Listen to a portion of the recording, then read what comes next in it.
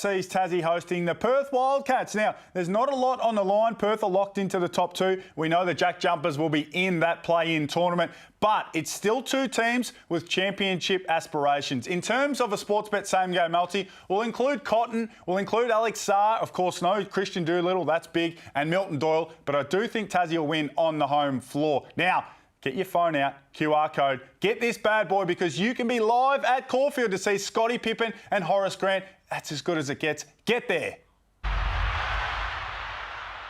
What are you really gambling with? For free and confidential support, call the number on the screen or visit the website. Welcome back to the Saturday Switch. The Perth Wildcats getting ready to take on the Tassie JackJumpers, and we are joined by none other than the men on the ground, Andrew Gaze, Liam Santamaria. They're going to be talking you all the way through it. Fellas, you look resplendent out there in the island state. Well, you have to, Felix. This town is completely abuzz with what's going on as John really just comes into our screen. Get off, you just lost the other night. Just be a little bit more humble. And they certainly won't be wanting to lose two in a row as they go into the finals. But they've had an outstanding season, Liam, the way the Perth Wildcats have turned it around. And the Jackies been right there, been very consistent. They have been fantastic. And I tell you, if this game is a dead rubber, nobody has told the people of Hobart, because this joint is a rocking. It's absolutely sensational to be in the building. It's an incredible atmosphere. Well, Andrew, Liam, thank you. Unfortunately, Taylor Swift is going to make her way down to Tasmania, so all you're going to be stuck with there is the mighty JackJumpers and the Perth Wildcats. Peter Hawley, Damon Lowry, before we leave, your predictions? Yeah, Tassie will win. Tassie by about 27. Oh, hello. Concise, the man in shorts, and Peter Hawley. It's all happening here. A big win for the Sydney Kings to clinch their spot. With the Perth Wildcats, the Tassie JackJumpers, 1 vs 3, starts soon.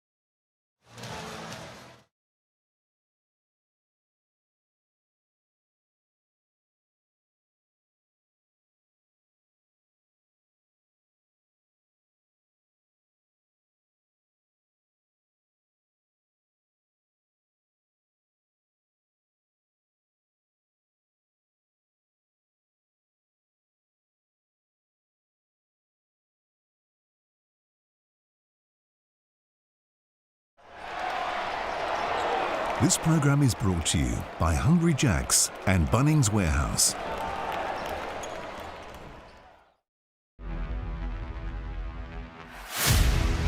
The Wildcats are having some real problems in this second quarter. And it's a 16-point lead for the visitors. It is not working well for the Perth Wildcats at the moment. 3 seconds for Corey Webster. Got it! Something for the Wildcats to take into the main break. Hinder closes the lid. Wildcats get the ball back. Doolittle beat the clock. It drops. And we are set for a big last quarter. Shot clock at 5 for Cotton. That's ridiculous. Bryce Cotton at his very, very best. Magnay muscles inside and scores. Tasmania by 1. Misses. Clock down to 5 and he's fouled. Scores a level, overtime or a win. Cotton puts the Wildcats up by 1. Crawford for the win. Misses. Tip in doesn't go. The Wildcats survive from 16 points down. Postseason is a lock for both the Tasmania JackJumpers and the Perth Wildcats. So tonight is about momentum and bragging rights, because it might not be the last time that these two teams meet. Hello and welcome to My State Bank Arena in the final round of the NBL24 season. You can see the ladder. Second and third is a lock for the Wildcats and the JackJumpers. And the big news tonight is that Bryce Cotton, the MVP waiting to be announced on Monday night, will not play for the Perth Wildcats. I'm Jack Heverin, Liam Santamaria, Andrew Gaze alongside me. Drewy, great to see you. And even though Bryce Cotton not playing, John really has said that the Wildcats will be going at 100% tonight. Well, they should. As we mentioned in the pre-game show, that they lost the other night against a very feisty and determined Illawarra Hawks. There we see Bryce Cotton knee on knee. That can be very painful, but I think it's one that that could have been a whole lot worse. And Doodle in a similar situation, except with the shoulder. But he is going to play. How much they play, and I think that guard position is really going to be an area where they are going to be found wanting. It was because Bryce coming, he handles the ball a bit, he can run the show, he shoots, he does so much for this Wildcats, and whenever he hasn't played well, the Wildcats have struggled. It is awesome to be in the house in My State Bank Arena tonight. Liam Santamaria, welcome to you. Speaking of awesome, what about the Tasmania JackJumpers records? 3 seasons, 3 postseason appearances. It's incredible. Really, really impressive. They have built something special down here in Tasmania. There you see at all 3 of their first seasons in the league, they finished the regular season with a winning record and a chance here to finish 16-12 like they did last year. Outstanding. They've built it beautifully on the court, off the court, and it's fantastic to be in the building tonight. The teal game, there's a lot happening, there's a huge atmosphere, and it's great to be amongst it. Are we thinking that this is a semi-final preview? I think so. I think that these, the Perth Wildcats, Melbourne United, and the Tasmanian JackJumpers have been the 3 best teams and most consistent throughout the course of the season. We all know that upsets can happen, and we've seen plenty of those this season, but you look at the pathway through it, it's highly likely we're going to see the Perth Wildcats taking on the JackJumpers in that semi-final series. We've got a full dress rehearsal here tonight, and I think both these teams are going to be fairly aggressive about going after the win, albeit that not much is going to change at the conclusion of it. Drewy touched on it earlier. Christian Doolittle is cleared to play tonight. Liam was on the wrong end of a Sam Froling terror screen on Thursday night, but good news for Wildcats fans. You can see the incident here. Right to go tonight. Yeah, it's great news. It was heavy contact. I'm surprised to see that he's fine. He spent the rest of that game on the sidelines in the sling, and I was worried because he's so important for this team. And just on the eve of the finals, there was, I think there was some nervous fans back in Perth for sure, waiting results of those scans. But he's clear, he's in uniform, he's in the starting lineup, and he's good to go. Wasn't a great night for Perth on Thursday. They lost by 16 at Illawarra, and it was interesting some of these comments as well that came post-game from John Riley. The rebounding was a problem, we'll get to that, but kind of put his hand up and said, I got too emotional, and then because of the way I behaved, my team followed him behind me. Well, it's true, and the way you're behaving on the sideline, it does have an impact. It may not be the overriding factor on a win or a loss of the personality of the team, but nevertheless, he's conscious of it and wants to do better, and that's to his credit. You acknowledge sometimes that things didn't go the way you would want, but rebounding is a huge issue. Not just against the Illawarra Hawks where they got annihilated, but throughout the course of their season, they have had some inconsistencies on the rebound count. Yeah, it's a concern for them. It's been an issue all season long. Really poor, especially defensive rebounding. There you see their percentage overall. And tonight, Jack, they're up against the league leaders in offensive rebounding percentage, the JackJumpers. So they're going to need to improve in that area tonight. One change to the starting lineup for the Perth Wildcats with no Bryce Cotton. Jordan Usher will come into their starting lineup. We watch the minutes closely, that all of these guys will play across the night. For the Tasmania JackJumpers, they've used the same starting 5 now for 14 games in a row. It just speaks to the stability that this team has had. Yeah, at the end of the day, it's going to be 27 out of their 28 with that starting lineup. And don't think that doesn't matter. It matters. I think it talks about defining and also refining roles, and they've done a great job of it. And part of the key of their success is their stability. It is the 3rd annual Teal Games supporting local organisation She, as they look to raise funds for gynecological cancer, a cause that is so close to the JackJumpers organisation. We'll tell you more about that across the night. What about the noise inside this place? It's unbelievable. You get a great sense of how much of a home court advantage it is for the Jackies in here. Jack McVeigh lets it fly. We'll get that to go. And has knocked down more 3 balls against Perth than any other team that he plays against in the NBL, Jack McVeigh. First one unsuccessful. equalised for Usher. Tip back to Pinder. And the first score of the night goes to the visitors.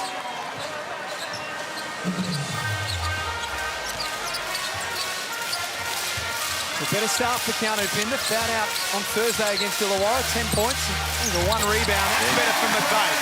An aggressive start by McVeigh. And a little too easy. Catches it and gets to the middle and with the left hand. He is, to me, right in there for All-Star 5 selection on the season. He has been the most consistent player for the JackJumpers. Oh. As they try to extend the deep, they come down there, it gets broken down pretty easily.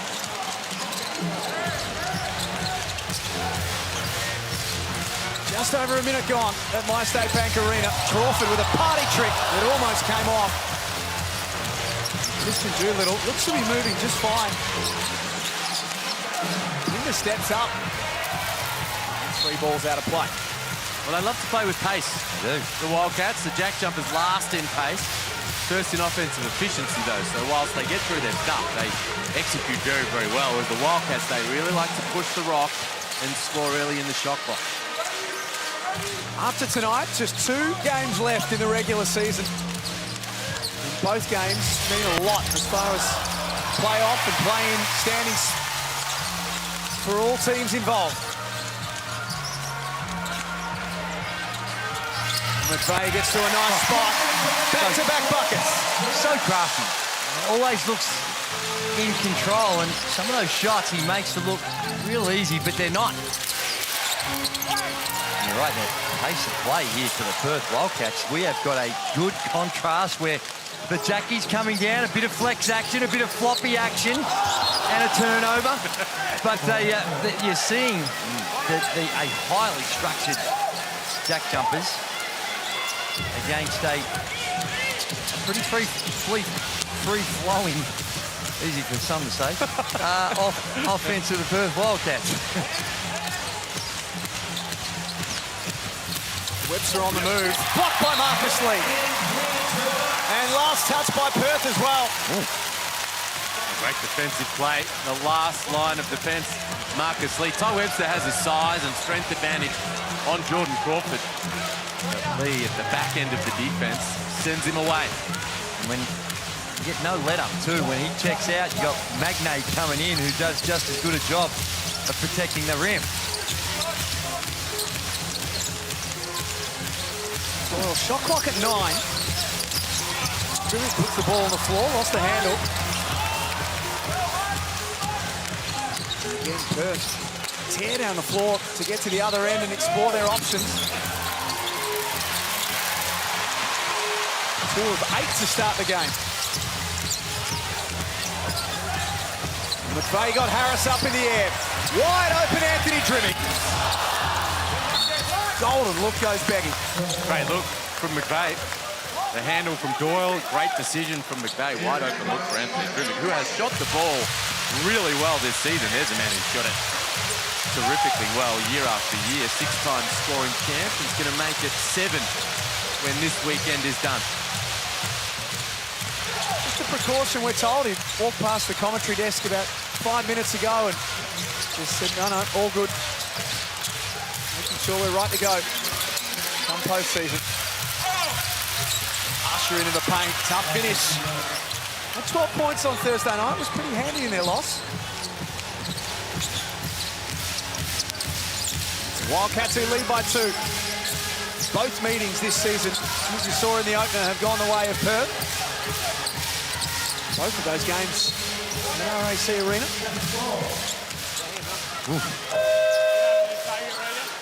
It's hard to catch your breath. And now here is a rare sighting in the last half of the season with Corey Webster coming in for Ty Webster. And in some of what people would call junk minutes, when Corey has come in, he's actually been okay. He's knocked down a few shots. And I think that's also credit to his character as well, the way in which he hasn't dropped the lip and thrown the toys out of the cot. I'm sure internally he would be upset as Doyle knocks down the 3, but Corey Webster, I've been impressed with the way in which he's handled a difficult set of circumstances this season. And many times have we seen it? Pinder rolls to the basket and lays it up. He's started well. How many times have we seen it, Liam, where your depth is called upon across a 5-game series? Well, and you can see an example right here as Doyle slides along the baseline. He gave him the Smitty. He gave him the Smitty, Drewy. Okay, might need a little bit more help with that one. What a beautiful move. And there it is from Webster. You can see, now listen, if Bryce Cotton has to miss a final, Corey Webster's going to be crucially important. He's coming in and playing these types of minutes. He's not going to be afraid of the moment. He's going to be happy to let it fly. That's what he's done his entire career. When he sees daylight, he lets it fly. You look at Harvey Norman replay, and it's Milton Doyle. That wasn't Milton Doyle. That was Well, sort of it the might have pre-game. been Milton Doyle, but it was a couple of hours ago. That's right. It was just warming up, and the professionalism this team goes through when they warm up. Have you not heard of the Smitty? He would get another look. Right. You not heard? Made famous by Steve Smith. I'm going baseline. No, I'm not. In fact, yes, I am.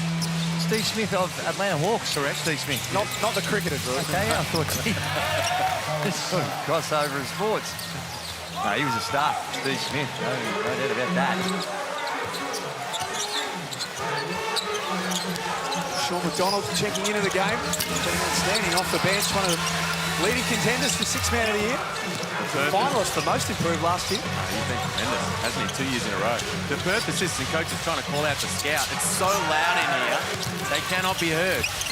No, it's not. It's not just the fans. Boy, they don't mind banging out a track or two. 2 more for McVeigh. Has 6 points early.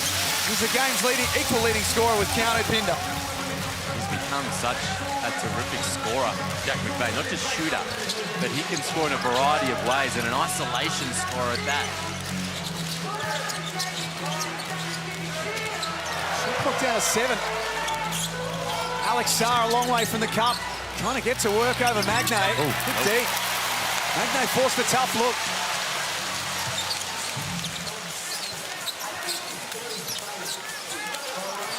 McVeigh in the low block. Back to the basket. Foul on the floor. Bucket won't count. +9. Well, McVeigh can beat you in so many ways. He is one of the better low post options that they've got. And it's a part of the game you don't see as much as years gone by, that just straight put someone on the box and post someone up.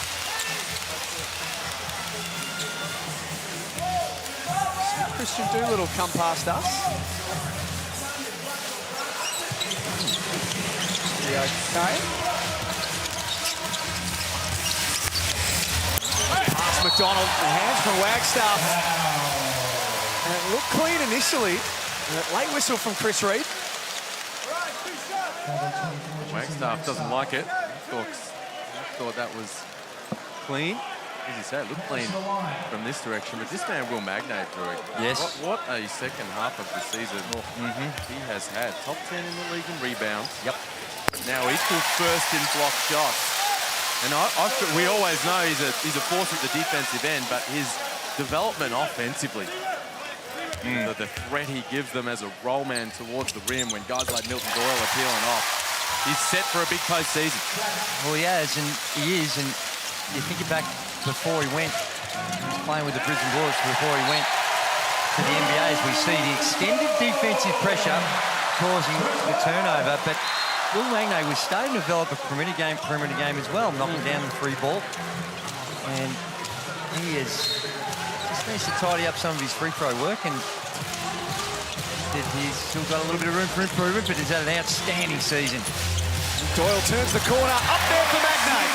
To the point where I've openly said that I think he's in consideration for the Boomers team. You mean the team? The team. Specific roles that you need, and when you think of a guy that can do that, protect the rim without obviously being on the downward flight, but here he is. He's a great threat when he dives. He can defend. Really good defender of keeping bigs in front. When you think of some of the teams the Boomers are going to play against, that's not be a little unlucky as well, Liam. Well, the bucket didn't count. The foul was on Steindl, so Magnay denied the and one. That's what I'm saying. I thought it might have been an M1. No? No. But you talk about the Boomers bigs. Yes. You saw Dwop Reed getting the contract with the Trailblazers. But he's different. The Portland GM and assistant GM are in the building here, so I reckon Alex Starr might have a bit to do with that. but they're not here for Dwop Reed. Wouldn't have thought so. But he's no longer on the table. Magnay blocked by Sarr. Look at this. The scouts will love what they see there, and then the 7-footer put the ball on the floor and enabled Jordan Usher. Well, that's tough. Well, they love what they saw at one end, and the big fella putting it to the deck, leading the break off the bounce, and the pinpoint pass would have them aroused. Oh, my. Not the only ones from the sounds of it. Oh, it's a beautiful thing. The size, the way in which he can do so much at that size, it's becoming the norm when you see some of the superstars in the NBA these days. Look out. Well, it's fun to watch. And It is. the reality is we don't have a lot more games of it in the NBL. There's the block at one end, the rim protection, world class. And then the push of the rock, his eyes are up. So versatile at 7-1, and he finds Usher for the finish underneath. Yeah. Started the season when he was signed as a next star, and at that stage, the early ESPN mock drafts had him around the sort of 17 mark. Not anymore. He is at the very, very pointy end of every single mock draft. Well, that you can find Alex Sarr. Well, that's right. Either the projected #1 guy or somewhere there in the top 3 is the general consensus. And I talk about the Portland GM and assistant GM, Joe Cronin and Mike Schmitz. I mean, they're a chance to have one of those top picks. So very keenly observing the big fella going to work tonight. Scored the last 5, the Wildcats. They've won 5 of their last 6 games on the road. It's a good record to have coming into postseason. Lockie Barker also out there for Tasmania. Fab Krislovic also checking in. Barker from deep. Rebound by Krislovic. That won't make John really happy. Tip-in doesn't go. Another opportunity for the JackJumpers. It was a problem for them Thursday. Hasn't been a great start for them in that stat tonight. McDonald blocked. We're at 9 now, the JackJumpers, 9 total boards. 4 of them at the offensive end. John really absolutely happy to throw his roster around, his lineup around. For this one, there's a good rejection. Steindl, good look for 3. The captain knocks it down. Great action. 2 seconds on the shot clock. Perfectly executed. No foul called. John really is headless next to us. He thought there was contact. And there's definitely contact between Pinder and Magnay. Off the ball. Activity. Pinder picks up the foul. And really is furious about it. Oh, no, that's flopping. That is, he just... That's flop. That had a strong stench of flopping from where, as I looked at the replay. Ben Hitchell straight out of the game too. And some pretty harsh words from John Riley. He's coaching. He's coaching the young fella, making sure that he's aware that he doesn't have the latitude of some of the other players to miss an assignment or be in the wrong place. There is a bit going on between Pinder and Magnay right now. Wagstaff from the elbow, knocks down the easy jumper. Ever reliable when everybody's getting a little worked up and a bit tense in a variety of different ways. Wagstaff just settles the nerve. 44% from the field across the season, the veteran. Shot clock down to 10.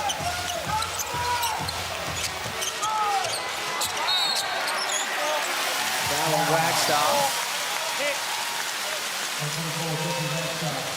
Tassie ball from the baseline. if there was any doubts about both of these two teams taking it seriously, Liam, we've only got to look at the two coaching groups. Well, no, they're into the game for sure. They want to win. They're running the changes. Everyone's going to get a good amount of run, but for sure, there's Ben Henschel.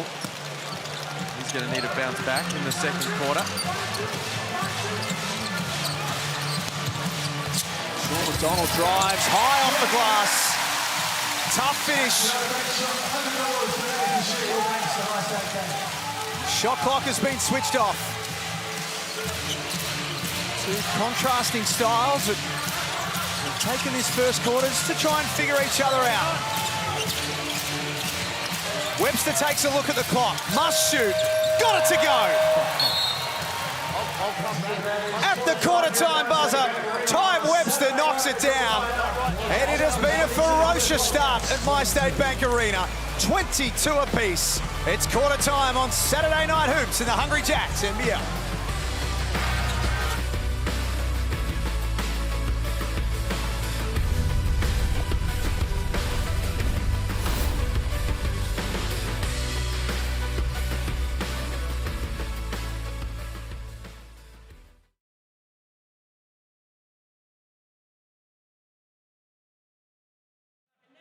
Thanks to Hobart Mazda, has the opportunity for a half-court shot for a Mazda CX-30. Leah, how is Jeff feeling, please? Jeff, how are the nerves? And tell us, what would winning a prize like this mean for you? Quite nervous. I'm more a bit nervous, so yeah, been great having up Absolutely, all right, he's looking ready. He's looking ready, we're backing you in right. Leah and I are going to give you a moment, we're going to spread out. MyState Bank Arena, this is for, yep, so you've got to go from behind there. Do not touch this, okay? So go from behind our little, you can go back far back as you like, but when we give you the counting, then you've got your time and you can bring it home. MyState Bank Arena, this is for a Mazda CX-30, so make some noise for our man Jeff right there. We're going to count him in. 3, 2, 1, let's go, Jeff.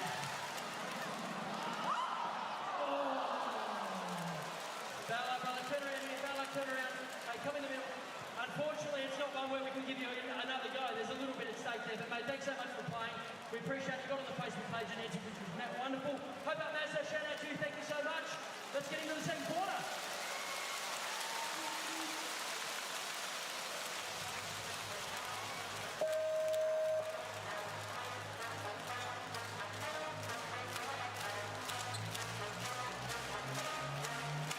Let's get nice and loud, MyState Bank Arena. 15 seconds away from quarter number 2. She's all tied up, 22 points.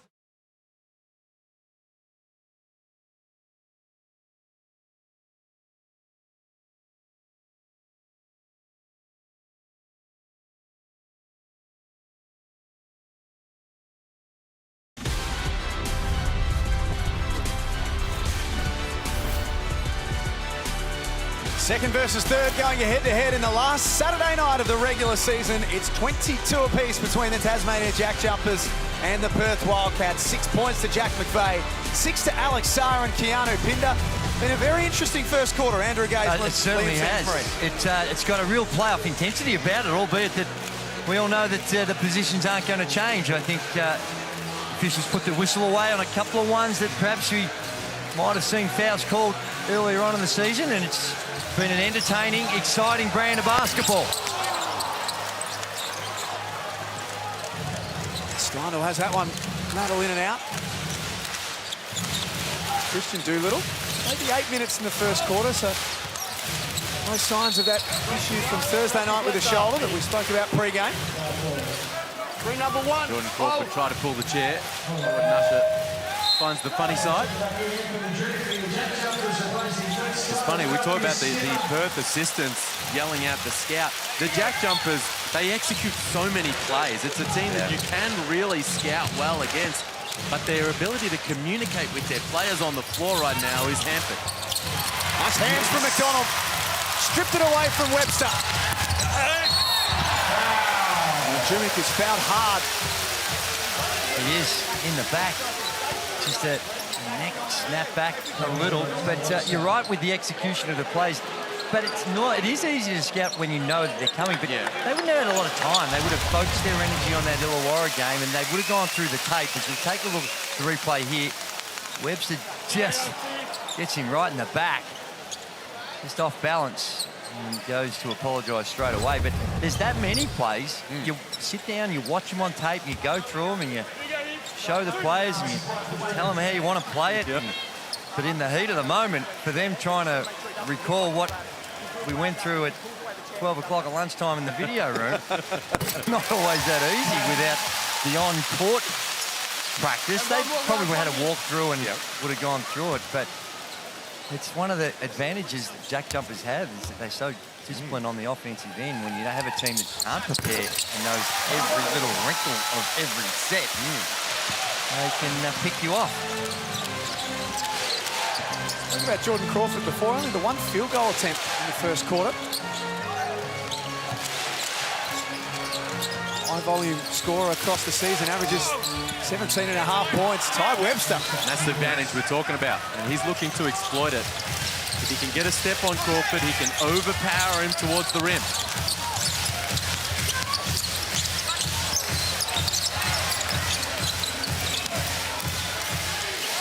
9 on the clock for Crawford. Long way for the basket. What a pass inside for Marcus Lee. He bowled it. It's like he's at the 10-pin bowling alley and just bowled it. And it went so low, it was hard for the defense to get. And that was a beautiful pass and nice finish by Lee. Some of that Jordan Crawford magic. He's got to work. Ty Webster, he's playing bully ball. Yeah. Took off the headband there. Here you see the pass from Jordan Crawford. Straight down the middle of the lane, and that's a strike. It's a dead-set strike. Marcus Lee knew what to do with it. Down the other end, Ty Webster. Little fella in the background too, up and about. Enjoyed it. Loved it. 2 personals on Crawford. There's different ways when you go with Crawford. Ty Webster's just going to try and beat him off the bounce. A lot of teams just send players to the box and try and post him up, and that allows the help defense to come. Byron Harris with 4 on the shot clock. Head down to the basket, wants to get back to his left hand. Couldn't make that count. Crawford with room to fire. 2 of 11 from the perimeter so far in this game, Tasmania. Ty Webster continues to be proactive at the offensive end. Well, he's hearing the boos at Illawarra and fouled out in that contest, but he's bounced back and lumpy play. Look out! Regulation. Timeout, Tassie. Sloppy turnover. Wildcats up and about. Into the lead now. There you see, just a little lazy with it. Beautifully read by Pinder and just puts it away. The Wildcats take the lead by 2 in the snooze timeout. Liam, you had the chance to have a chat to Scott Roth pre-game and talk about the Teal game and what it means to the JackJumpers organisation. What does a night like this mean to you and the club? Yeah, it's everything. It's 3 years of a lot of hard work, and it's, you know, last year at this time I was giving her a hug, and so it's quite emotional for me. I've lost 2 family members to cancer, and Scott Harris and their family has become family to me. And the state is rallying around this night, and it's bigger than basketball. The game will be important, but this is a celebration of her life and what she's gone through, and we want to make sure that we make the family proud of how we go out and play. But more importantly, impact the state. We defend the island for everyone, and it's for everyone across Tasmania, but it's also about cancer for the entire country. Corey Homicide's fighting his battle. We think about him daily, and we'll do the best we can tonight. Do you think your players have a good sense of all of that?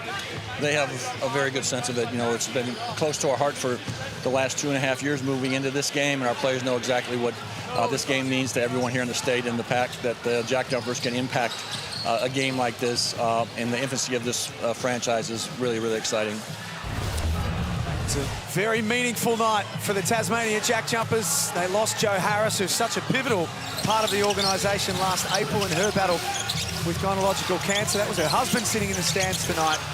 You can sense walking around that everyone understands how important it is. And there's a lot of teal in the stands. Everyone wearing the ribbon, raising the funds, growing the awareness, and it's great to see this club and many others in so many different ways getting involved in important and making important contributions to the community. Can't score. Magnate cleans it up. They're the ones that I think Johnny really would be showing on the tape. When you're trying to tidy up the work on the boards and you see the ease at which a player can, untouched, no one putting a body on anyone attacking the O boards. 5 offensive rebounds already for Tasmania. Magnate gobbles that up. Score's tied at 28. Doyle lays it up. He levitated. He hung in the air for as long as he needed to. Well, he's so fun to watch, Milton Doyle. It's a pleasure to come and see him in person on his home floor. He's underappreciated a little bit, despite the plaudits that he received. Only 2 points last week in their win over South East Melbourne. In limited minutes. Yeah. I think that they had a huge advantage in that one and took the opportunity to give some of the other players some time. And he's come out aggressive, but he's a classy player. Had to deal with some issues himself throughout the course of the season. Yeah.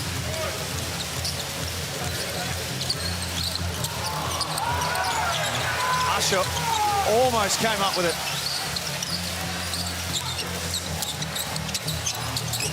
Oh, Crawford spinning, weaving, creating. There's Magnay again. He's a tower of strength under there. Well, in this lineup here, Alex Saar's got to do some of the heavy lifting on the boards, and again, that was relatively easy for Will Magnay. As you might hear John really filtering through our microphone because he's right in front of us. But he is furious. He is irate. We have a front row seat to the John Riley show. And there, there's a bit of officiating, perhaps, that he's not too pleased with. Powers of production that have helped me come to that. and that could be a basketball savant to work that one out, I wouldn't have thought, but... Wagstaff misses the layup. The momentum starting to build for the JackJumpers. And McVeigh, little floater, that was nice. Very nice. Timeout, Perth. Well, the Jackies, what a great response out of that previous timeout. Beautiful. 8 away from McVeigh. Rolling towards the rim. Milton Doyle finds him. Knows Usher's right there. Here you see it. And a great read, an early read to say, here's where I've got the advantage. Bang, right over the top. That's true, but Usher needs to be a whole lot more aggressive. Now, maybe there was a breakdown on what they're doing on that on-ball, but looked like there was a switch, and he paused that minute, that second, and it just took too long to get back there. That's not great defense. Well, Magnay has 10 points. He's the game's leading scorer. Jack McVeigh now has 8 as well. The JackJumpers have scored the last 6 in pre-game. Liam caught up with the coach of the Wildcats, John Riley. What do you want to see from the guys tonight that maybe wasn't quite as on point the other night in Illawarra? Oh, look, our D-trans and our rebounding, addressing those couple of things so we're a little bit more consistent. They're probably our 2 things we fluctuate the most in. As a competitor and a leader of competitors, how do you get them up and focused for a game that on the surface doesn't seem to mean all that much? Yeah, look, great question in the fact that the things that you're talking to them about in preseason, they need to be meaningful tonight. So that's when I talk about rebounding and D-trans. Like, they're the things that we can gauge where our effort and where our mind's at early on in the game. They're at an interesting stage at the moment, the Wildcats. They've lost 3 of their last 5. 2 of them have been to Illawarra, 1 of them to New Zealand. Now, albeit tonight doesn't have a huge amount of consequence. How far off their best are they, do you think, Lee? I think they're a step or 2 off, to be honest. It's not really where you want to be heading into the postseason, especially when you're going to have a little bit of an extra break. So I think when you're talking about defense and rebounding at this time of the year, it's not ideal.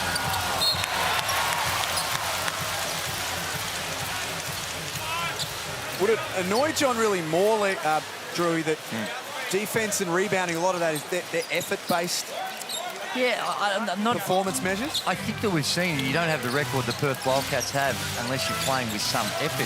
I think it's just more of a points of emphasis, and sometimes it's technique and prioritising it. Sometimes it's just the makeup of your team. And oh, hello. It's not going to count because he stepped out of court. But sometimes it's just the personnel that you have, and they just, for whatever reason, it's a bit manufactured. It's not instinctive, going after the ball and boxing out and doing all those things. So it's a work in progress for him, and they're going to need to get that fixed up if they're going to have a chance to win the whole thing. 34-28, JackJumpers lead. Oh dear. Doyle throws a wild one into the hands of the coach, Scott Roth.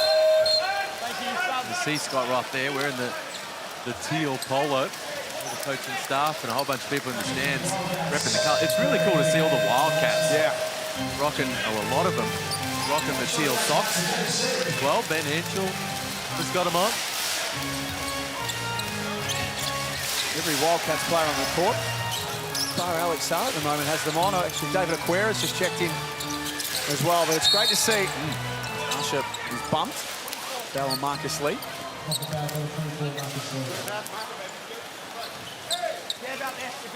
A little bit down. Come down. Foul line, yeah. His minutes just dropped down to 16 a game, Marcus Lee, across the season. They were higher early on, but the emergence of Will Magnay has played a pretty big role. And it's working really well because he's not getting into foul trouble. So he's able to step up, make defensive plays like that. We see him protecting the rim. He's there. At the rim with his shot blocking, and they're coming across and taking the charge. So he knows, hey, I can play with some freedom here because I'm not sitting on 3 or 4 fouls or picking 2 early ones up in the first quarter. And that two-headed monster between him and Magnay, as a result, working really well.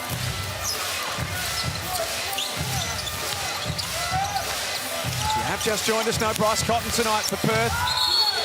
There's a travel from McVeigh, not playing as a precaution. A little knee-on-knee action from Thursday night against Illawarra.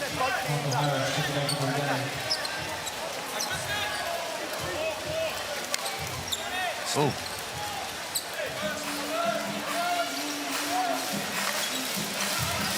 Usher comes out, Corey Webster comes out. Both teams continuing to ring the changes, manage their minutes appropriately. Henschel pulls up in the mid-range. Doyle gets things moving quickly. Oh, wow.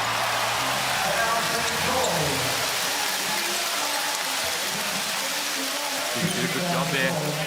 Alex Sarr slid his feet, stayed with Milton Doyle most of the way. Here we go, guys. 2 here. Here's the big fella.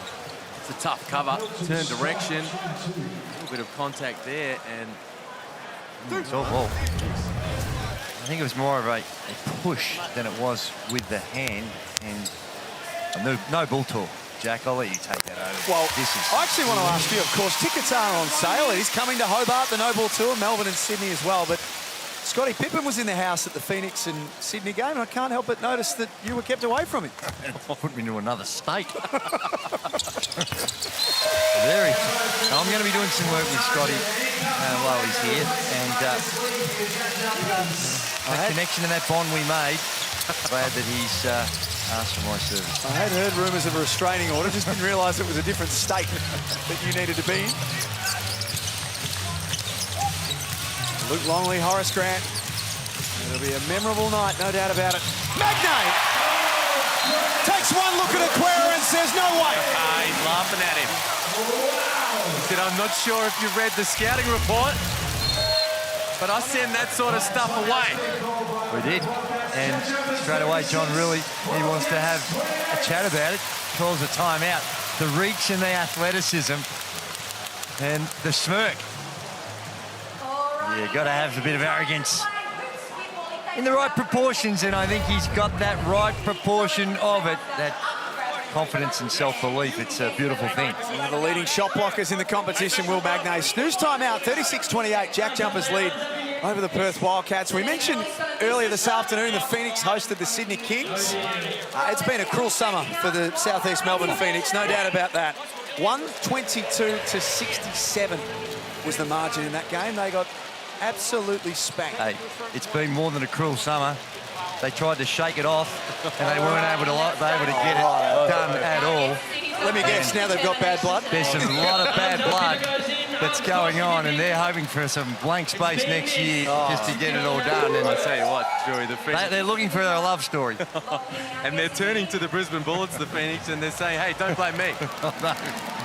No, well, the Bullets, they would be disappointed.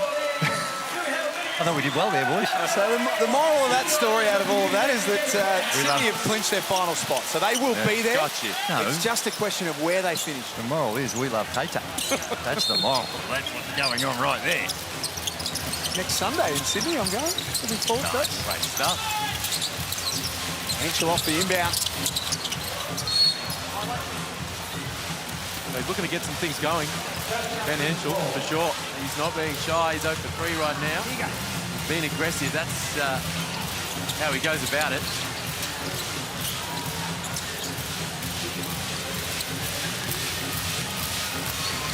Tick down to 3 minutes before halftime.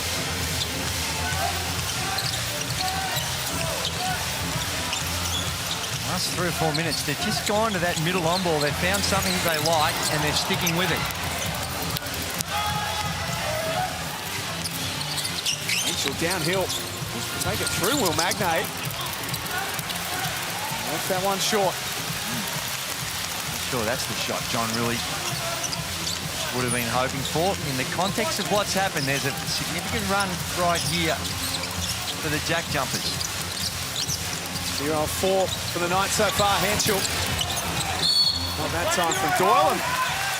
Bit of holding going on. Ty Webster called for the foul. That'll be his second. Oh, he's foul-prone, Ty Webster.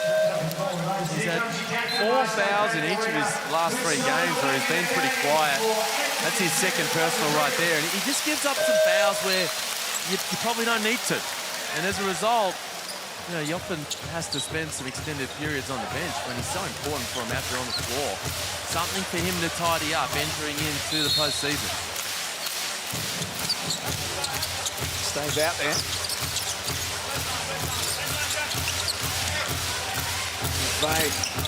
Tough jumper.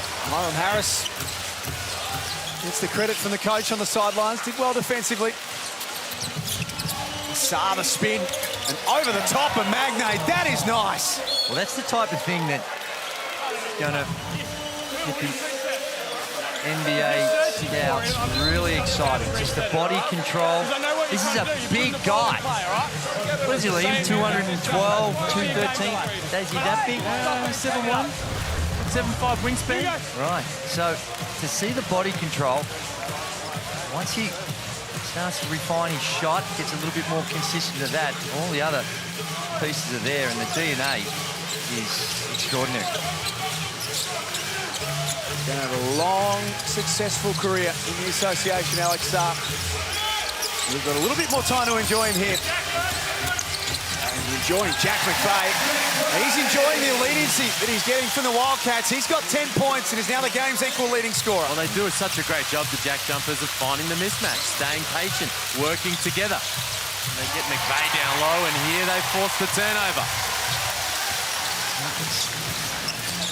Some of this decision-making we've seen from the Wildcats is McVeigh flashes a 3 and it's starting to get a little messy. That the point guard issue is a problem, so they've made some changes and we see a foul, but we see Kyle Zuni. He's played a grand total of 15 minutes the entire season. Seeing some first half action as they try to get some organisation on the offensive end, and there's the turnover that results in a less than ideal defensive transition and the 3 ball in the corner. Let's look for Christian Doolittle. It's been a 13-2 run for the JackJumpers. They have put their foot down as they head to halftime. McVeigh's led the way for them. He's feeling really good about himself. Not that time, though.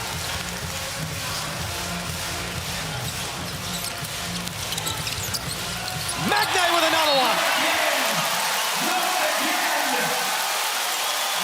They put it up and he swats puts it out.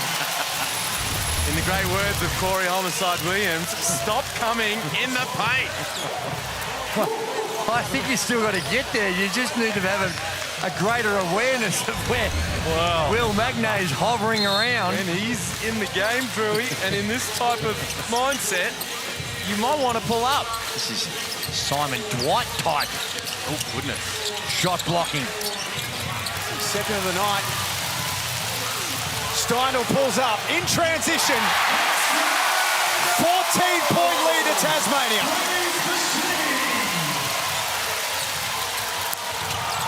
It's all happening for them in the second quarter as Saab puts that one back in. And just slows Tasmania down ever so slightly, but they have blitzed the Wildcats in this second term. Well, they have, and they've called a timeout, so they want to make sure that they get a good look in this last possession. And we see that transition baskets from Steindl, that's automatic for him. He is still, even though he's getting to that veteran stage, is one of the best when his feet are set and he can catch and shoot. 50% one across of the season. the most reliable we've seen in NBL history of knocking that down. And it's a tough last 4 or 5 minutes of this second quarter for the Perth Wildcats. 44-32, it is the night that's named after you on Monday night, the Gazies. Well, I don't know if the night is, I think the award is. And this is Gazies All-NBL first team ahead of Monday night. Okay. Well, this was taken a little while ago, but I'm willing to stick with it because Bryce Cotton, he will, in all likelihood, be the MVP. Mitch Creek, you just look at the numbers. Now, that's a hard one because the team has been poor, but I think there's reasons for that, and I think individually he's been outstanding. Chris Golding has been the best player on the best team in the competition. Gary Clark, I wouldn't have said that at the start of the season, and he has been one of the driving forces behind the Illawarra and where they started and how they've worked their way back into a, not just playoff contention, championship contention. Certainly have. They could finish as high as 4th at the end of the regular season. Steiner with another one. Surprised. They went to that shot so early, but why wouldn't you with Steindl in the form he's in? And his third triple of the night. Zunic was challenged by Magnay. The whistle came from the other side of the court. Clint Steindl, 50%, as we mentioned, the #1 three-point shooter in the competition, Drewy, and still gets space like that. It is, and it's just off a simple pin down. And lock and trailing and trying to get there and weren't able to provide any sort of pressure on that shot. There you see Johnny really, he's been very animated. No doubt that he is not willing to concede this one. And there's Burgess. There's Burgess. As if this first half couldn't get any better for JackJumpers fans. The code word is glory. Scan the code, jump on the app, and grab a burger on the way home tonight. It is fantastic stuff for the JackJumpers, holding the Perth Wildcats to only 32 points. Outstanding defensive performance. And only 10 of those coming in the second quarter. No Bryce Cotton tonight for the Perth Wildcats. You can see the Perth coaching staff, they've got some work to do. Let's get over to Liam. Will, that was a 25-10 second quarter. What happened there in the second term? I think we just cleaned up. We're a bit more solid. I think early on we were a bit late in our rotations on the backside and gave away cheap fouls and led to some easy points. I think we cleaned that up pretty well, and I think our shot discipline got a lot better. So offensive rebound, all that stuff, it all helps. So yeah. Hey, mate, we see you sending shots away, laughing after the fact. You having some fun on D?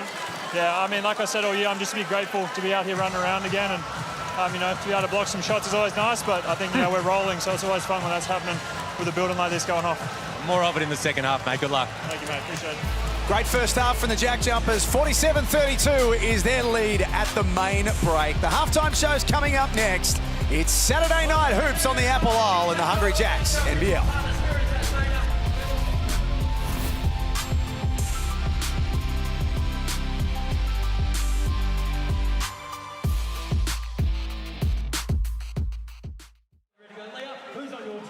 I've got Elliot and Ben here with me today. Now, Ben was born for this hero. Elliot, how we feeling? Yes, that's good. That's what we want to hear. Team leader all the way. All right? Everyone's nervous, but that's fine. What we're going to do is we're going to have the young fellas go first, dribble it up, get the ball in, get a piece off our JackJumpers squad, our dance squad, put it on here, play noughts and crosses. First person to get 3 in a row wins, and then we're going to have a grand final after we have 2 heats. So come over here with me, mate. Come over this side. Yep, come over here. You start up there. So we've got Liam versus Elliot. Marseille Bacarina, make some noise for these young fellas as they get ready to go. Ship tack toe, 3, 2, 1. You must dribble, get the ball in, get a piece from our jump squad. Great job, Liam. Beautiful job. Let's go, let's go. Noughts and crosses, noughts and crosses. Oh, it's tight. Oh, Liam's lost him. Liam's lost a croc. Oh, quick, don't worry about it, just go. Oh, go, go, go, go, go, go. What's happening here? Oh, he's done it. Elliot's done it. He lost a croc. Unbelievable, that was hectic. Okay, Liam, let's get the dads going. Come over here with me. Get ready, dads. Take your places and your positions, please. No, you're here with me. All right, partner, I know. Ready to go. All right. In 3, 2, 1, let's go. Come on, man. Come on. Ben and Brad. Get a piece of me to play. Go through to the grand final. Oh, like that. He's just shoved Jack out of the way. Oh, Benny's on fire up here. Nice, Brad. It's on here. It's on. You've got to get through to the granny, Brad. Oh, Get out of it, Jack. Get out of it, Jack. Get up in, Jack. Go short, Ben out, Jack. What have we got here? Ben has placed. No, he's blocked in. It's all happening here. oh my goodness. Jack has absolutely. Jack, you have fixed this again. These guys are shit tack towers from way back. All right, it's on, it's on. We've got to get it done. Here comes Brad. What's going to happen here, Brad? Where are you putting it? Go again. We can't work out what's happening here. Jack, what have you done? Where's Jack? Look at Jack. You know what we're going to do? You know what we're going to do? What if we go the young fellas in the grand final? We have to do that. Young fellas in the grand final.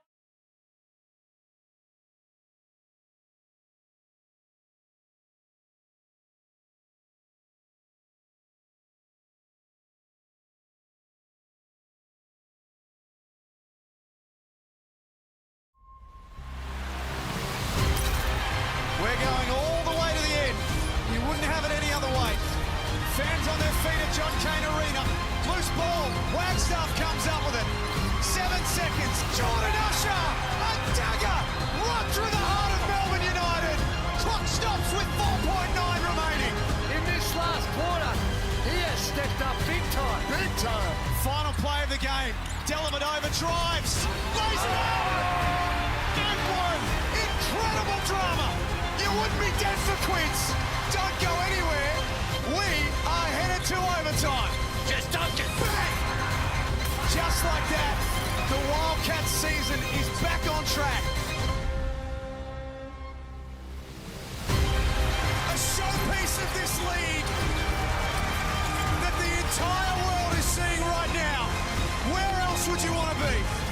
Ian Clark making big plays when they matter most. For the second time this season, Melbourne and Perth will play overtime. Quick shot from Melbourne. Ball in the hands of the right man. Another overtime classic. You know, being able to match up against a team like Perth with the guys that they have on the other end, it brings the best out of you. And I think that's why you saw both games go to overtime. It's a fiery competitive game. You know, scrappy games on both ends, understanding the talent level that both teams have and the history. You know, both teams have done it before and won championships. So that's the game that we definitely want to take very seriously and make sure that we learn from it too, just in case we see them down the road, knowing the guys that they have and how to get used. If that does happen, definitely would be a little bit more added motivation. I think for sure you never want to lose to your old team, especially in a final series. So if that is the case, yeah, definitely looking forward to it. You know, there's those 2 games in my mind because the first one still hurts even more. Maybe they got a little bit of luck in the first one, and maybe we got a little bit of luck in the second one. If we get the opportunity to play them in the finals, it'll be pretty exciting. How can you not be excited about the final series coming up after seeing that? And it may very well be Melbourne and Perth at the end. It may very well not be, but gee, if that's a little sample of postseason, let's go. Well, it is, but the way this season is unfolding, you cannot take anything for granted. And those that just think it's going to be a fait accompli that Perth are going to play Melbourne, I think you're in for a bit of a shock. It's with a lot of basketball still to be played. And you look at the way the JackJumpers are playing here, albeit against a Perth Wildcats team that doesn't have the best player in the competition playing, but still, they have been very workmanlike in getting the job done. And it seems like the Perth Wildcats have taken a leaf out of the Melbourne United book from last night, and at half-time cannot throw it in the ocean from the three-point line and have yet to register a 3-ball like we saw last night from United. Part of the reason they've had trouble scoring when they take it into the paint, Liam, has been Will Magnay. His presence has been enormous in his first half. No, he's been absolutely terrific, both ends of the floor. The impact defensively particularly, but the 10 points as well. 5 rebounds. He had a lot of these numbers in that second quarter when they made their almighty run. He was a huge presence, big and strong, finishing around the cup and just sending guys away around the rim. It's so much fun seeing Will Magnay, two-way Magnay, playing at this kind of level. He's had a big first half, no doubt about that, and he's putting shots out. And he's got 10 points of his own on 4 of 5. He's been fantastic, as has Jack McVeigh. So often in big games, he's the calm in the chaos, and he has been in the first half as well. 13 points on 6 of 11, and he's plus 16. Yeah, he's been great, and he's been great all season, and you just see from these highlights the way in which he gets to the middle of the rim, he can go left or right, he can finish it, he's got the fadeaway, he can score in a bunch of different ways, and a little Dirk Nowitzki step back is part of his repertoire. And then you know what, you leave him alone from the three-point line. He said, I'll take that, no problems whatsoever. Very efficient, shooting it a lot, been very active and aggressive on the offensive end. 6 of 11, 1 of 4 from the three-point line. And once again, he is an integral part of what this team's doing tonight. And they're doing a lot of things right, the Tasmania JackJumpers. They lead 47-32. Third quarter's coming up next from a sold-out MyState Bank Arena.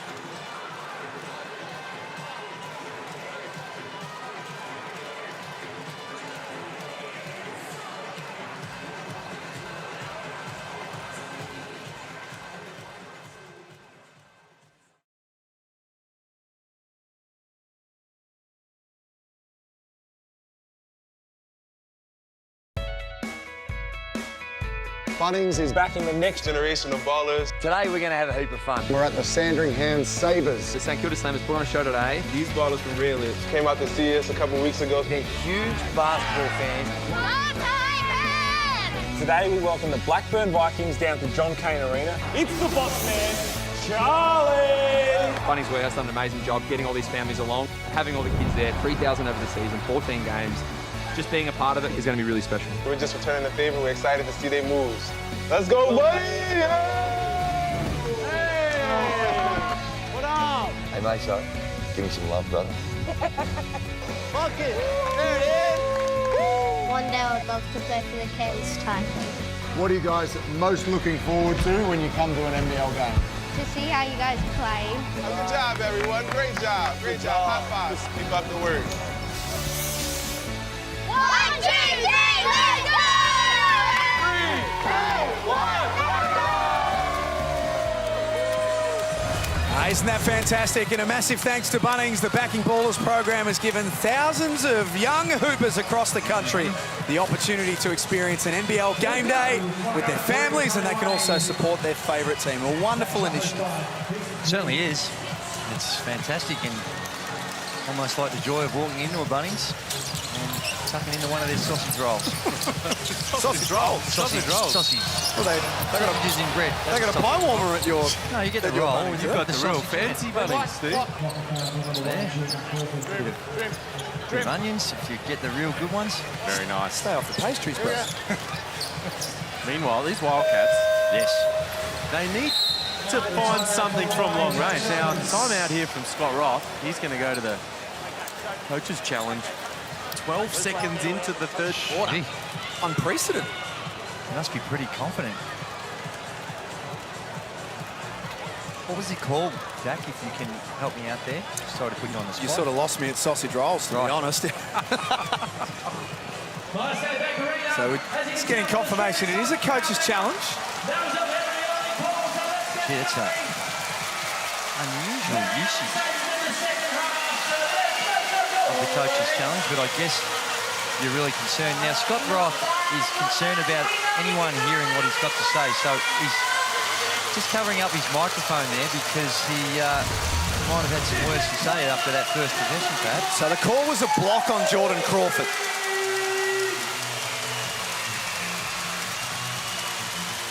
Yeah, mate. On Jordan Crawford? Apologies. Could be Magnay, in fact. He just fell over. There's no foul there. He just tripped. He lost his footing, Ty Webster. And they might have thought that Jordan Crawford had clipped his heel. And from that vision there, I don't think he does. Coach's challenge is successful. Yeah. Ball on the floor will be reversed. We restart the ball with Perth ball as they had the ball when the foul was called. Yeah.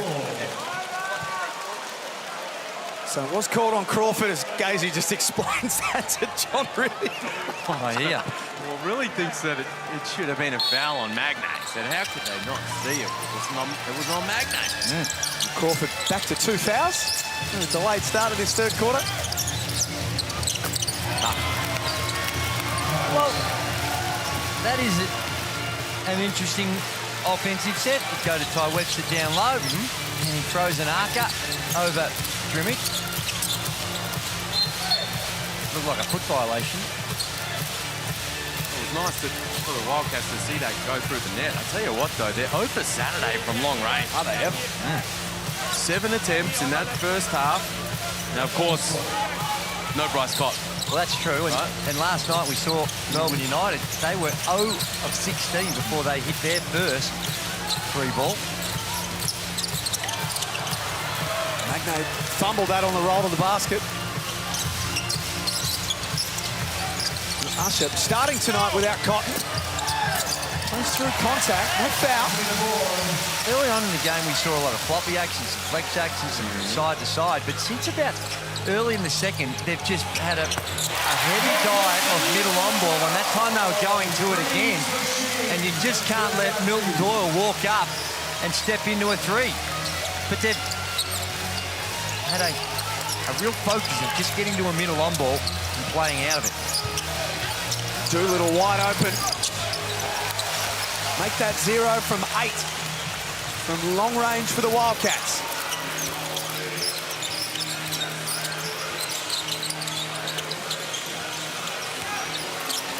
McVeigh out for Magnay. He's done everything else in the first half. That was in and then it was out. Oh, I thought about it a lot, didn't it? That's the type of range you were talking about, Drewy. He used to put on display. Crawford up ahead for Drimmick. And he wants it back. They've been a step ahead from the start of the second quarter. Tasmania scores were tied at quarter time. Been all JackJumpers since then. Magnay lose the handle. Good D from Pinder. Here's what we were talking about earlier. This was when the coach's challenge was happening.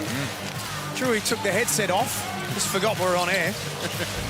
John added some words he wanted to communicate with me. Oh! Pinder almost throwing it down, but again, Bill Magnay said, no, sir. And here he comes at the other end, but lost possession. Usher spins and Pinder up ahead. That time made it work. There's a lot going on. Magnay telling Pinder all about it. Then he stole the pass from McVeigh. It's been a fun battle between the two Aussie bigs. The basket won't count. Here's a Harvey Norman replay. That's just great rejection. And then, unfortunately for him, just he fumbles it. He tries to get to the rim. And eventually, Pinder powers it home for the easy dunk. All right, ready? They've been going at it all night. Still going at it now, these two. John really heard him just speak to the officials, really upset with, thought that Magnay was getting away with a moving screen as they ran a stuff up. Milton Doyle is feeling it, and way too much latitude for my liking for a quality player like Milton Doyle. 15 points now for Doyle. Last game before postseason for both teams, and it's been a good night for Doyle. Just like it was for DJ Hogue in the Sydney game. Got some opportunity to see the ball go through a few times.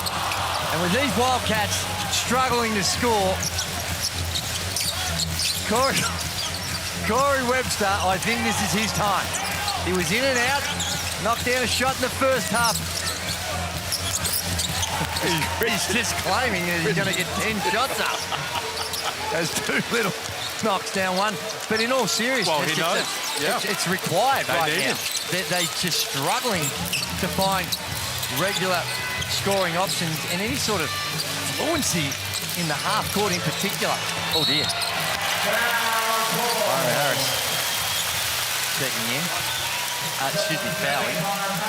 Milton Doyle is in one of those types of moods, isn't he, Drewy? Yep. Just anytime he gets a moment of airspace, he's pulling the trigger. Will Magnay checks out to a huge ovation from the Ant Army. And Corey Webster checks into the game, ready to let that thing fly. Okay. I'm watching. And we know that because he told us. 10. He said, watching me put 10 shots up this quarter. I don't know whether John really was on the same page, but I think John really understands that they want to try and find a way to get him going because they need some offense. Just play. We'll get something going. We will get something going.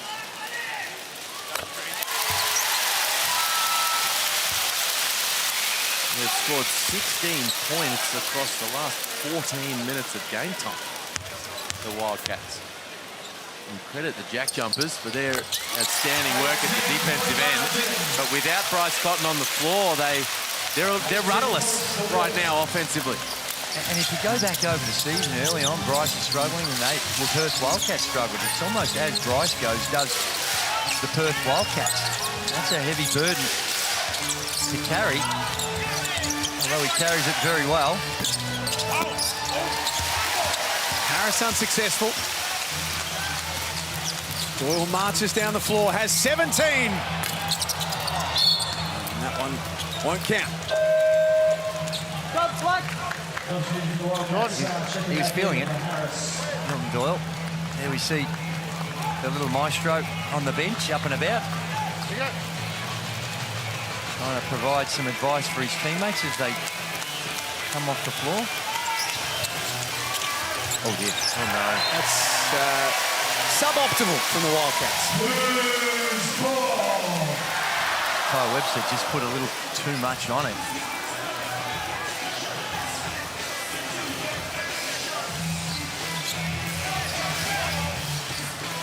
Again, the rebound. Been talking about the rebound issue, 33 to 22. And this one so far. Doyle found the roller lead, but had it taken away from him. No good with the left hand. 35% from the field across the night, including 0 of 9 from downtown.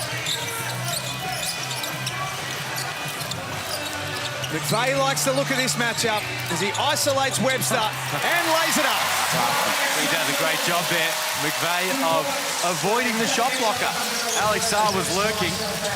McVeigh, his head on a swivel, read the play and finished with the left.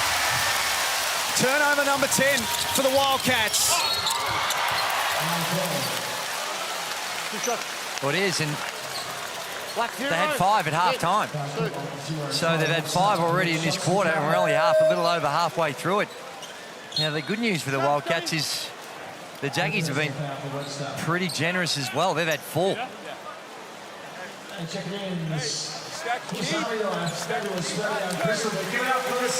So for Wildcat supporters sitting at home tonight, Liam, watching in the West, they know they've locked away second, but you want to take winning habits into the playoffs. Is there anything tonight that's perhaps concerned you a little?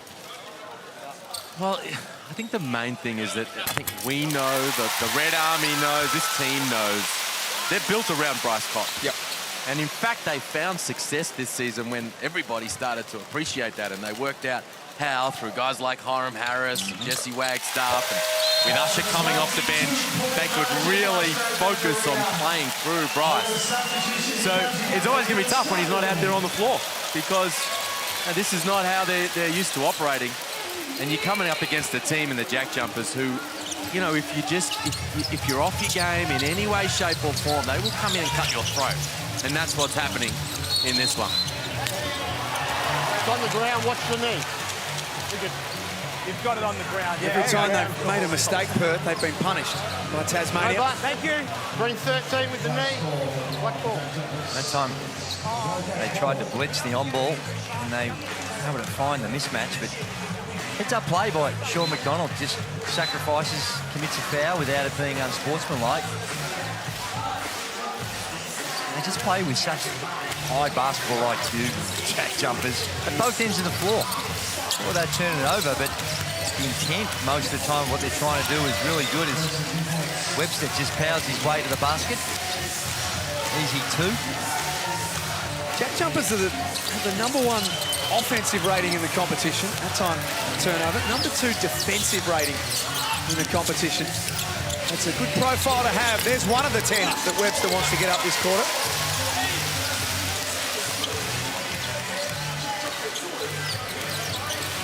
$20-point deficit for the travelling Wildcats. What a pass. Doyle Foley with the jam. Well, that's been there tonight. Jordan Crawford threw a similar one with the bounce pass earlier. And the Wildcats having a little trouble on those actions. Webster steps up and knocks down their first made triple of the ball game. Deep in to the third term. Good night, Ty Webster. It's 13 now on 6 of 8 shooting. Linda drags in that rebound. Only second of the night. Good look for Usher. Not that time, though.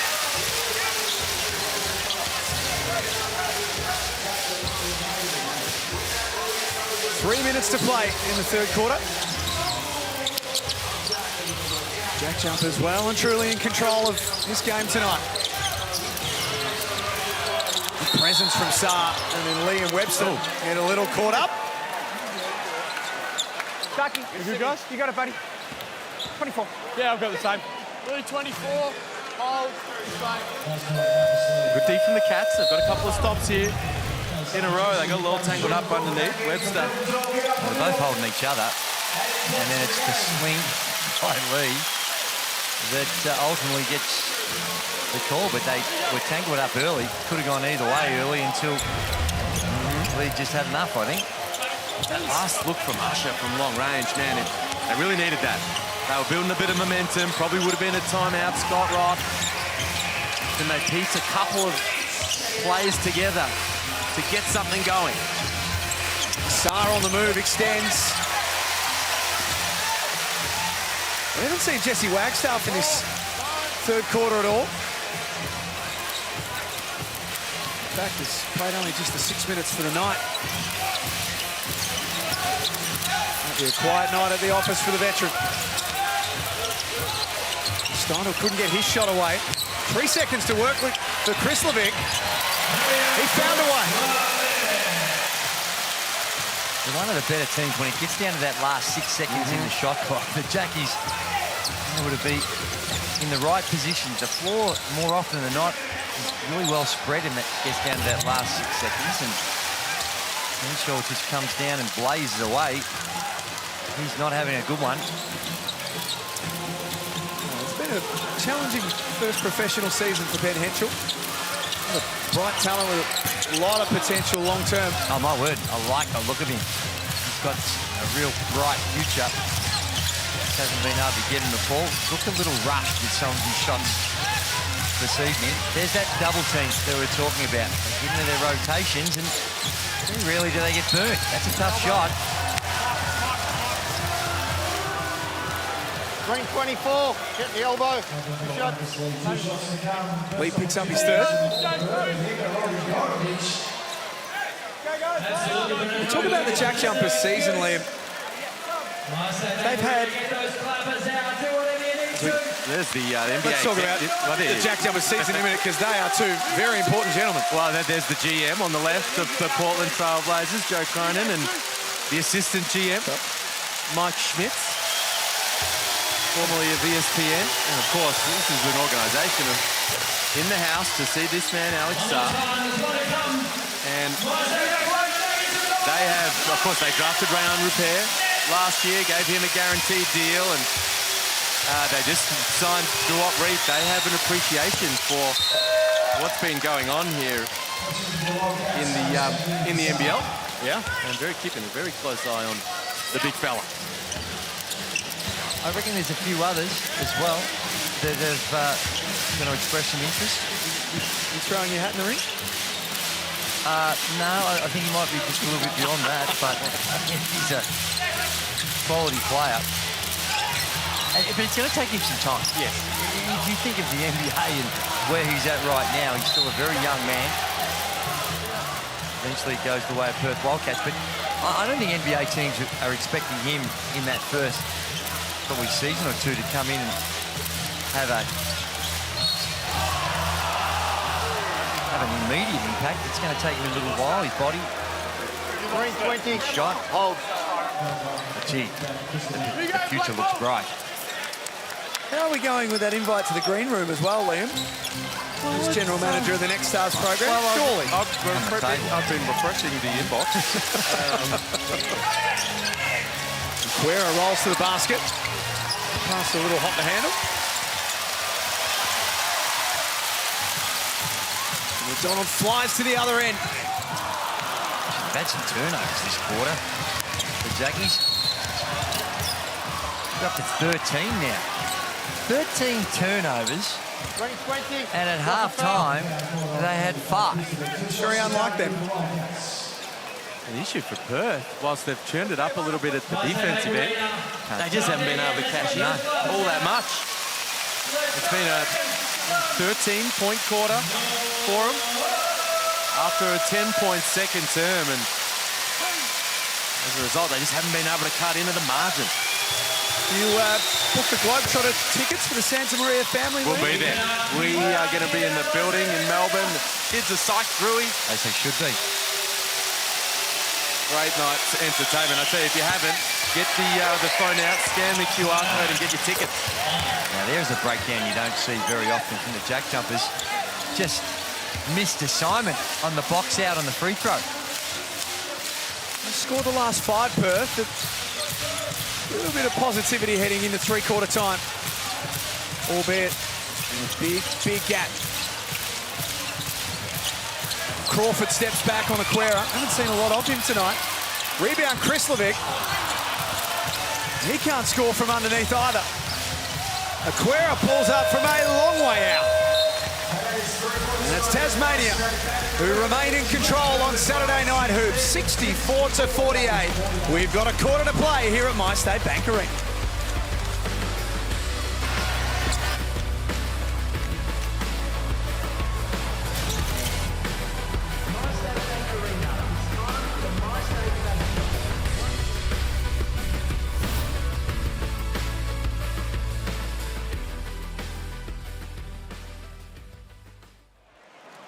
MyState Bank Arena, the cameras over here, we've got MyState Bank Shot, which is unbelievable, but it's going to be really quick today and very different. We have some JackJumpers family and Mick Lacuna, Jared Smith and Kayla Siner who are going to do it for us. We were going to have a chat to them, but they're all ready to go. That's how pumped they are.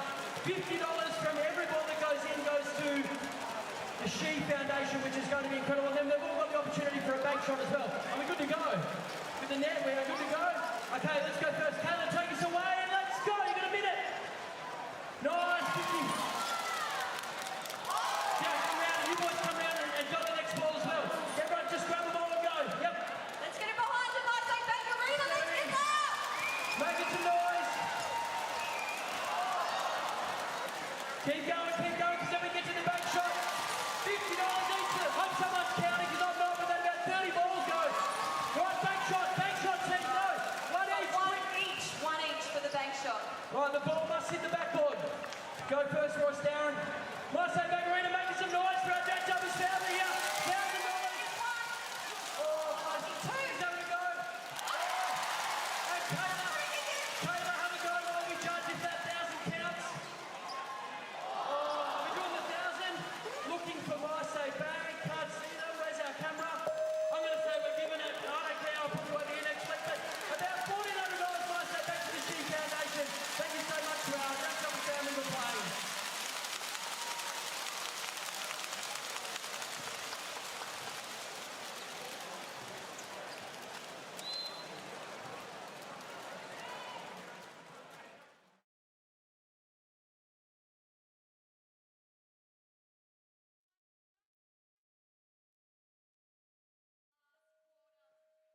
Let's get those clubbers together.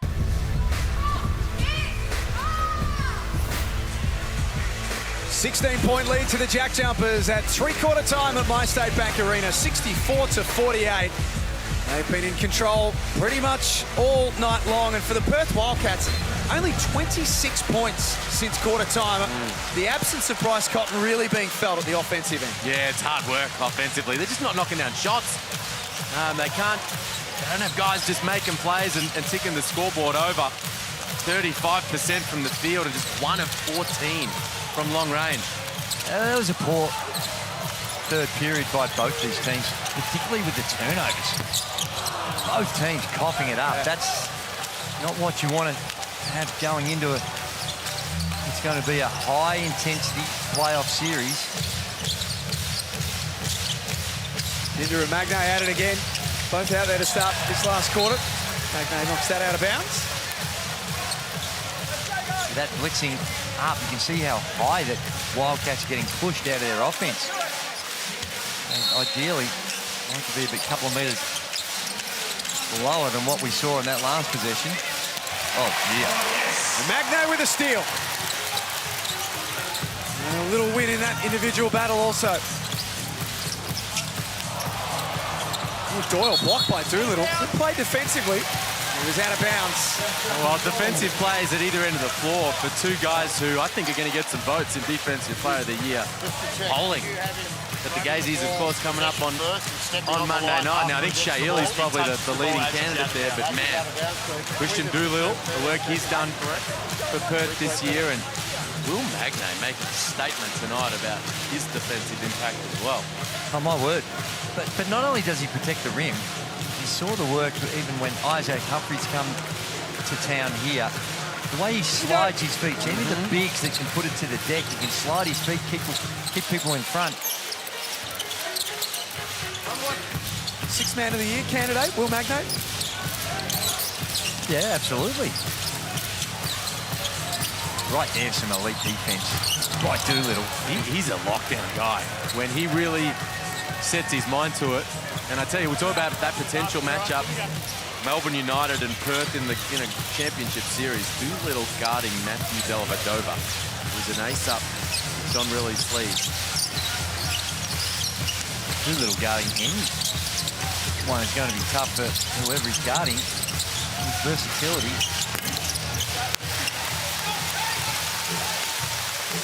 One of 15 from long range for the night, Perth. Sorry tail, that number. Magnay gets inside and scores a foul on Hiram Harris. Doolittle and the defense. It's the defense I'm talking about. He's got a tough cover. Slides his feet, keeps him in front, and just contests the shot, stays vertical, and forces Milton Doyle, who's been in really good form, this one into a prayer that's not answered. Remember the start of the season, it was Usher that the word out was he's going to be the lockdown guy. The whole possession and he shot it, it was an air ball, and Doolittle was out of bounds. John just asking some questions.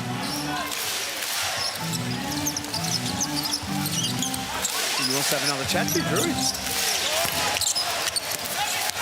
Be a sounding board for him, you know? I think you've become a bit of a shoulder to lean on here, Drew. I think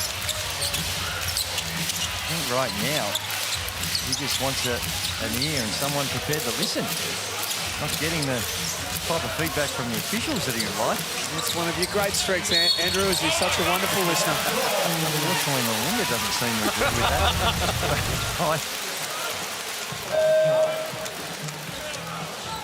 Of course, Johnny and I go back a long, long way.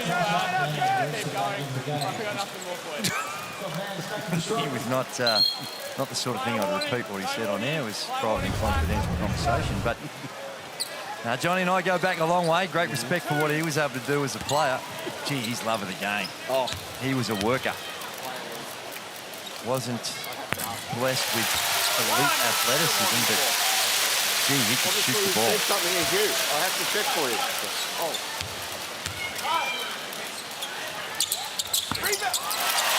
Now, did he mean that? Did he call bank? Was that just a cheeky little rub your nose in it, or was it just a bad miss that went in? Well, they're not open this late, so I'm going to say no. Perth throw it away again. 14th turnover. There's John right next to us. Taking it all in. He's trying to stay positive. They are really frustrated offensively. Missing shots, missing each other. And McVeigh makes it hurt that little bit more down the other end. This is becoming alarming now for Perth. They haven't scored in the fourth quarter, and it's been going the best part of 3 minutes. That's not going to help their cause either.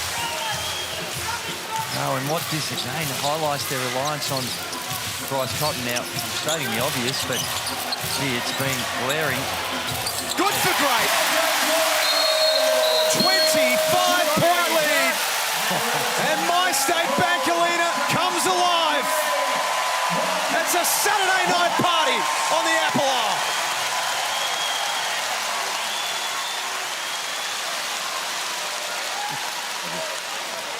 Wow. Well, that was a blast of noise, wasn't it? The passionate Jack Jumper fan base. just rising to the moment. Will Magnay telling him to make sure he could hear him. And in a game that isn't going to change anything on the standings, Perth are going to finish second, Tasmania are going to finish third. And this JackJumpers team, they just love to support their squad. This is fun to watch. Not so much fun if you're a Perth fan. Tasmania are doing a number on them.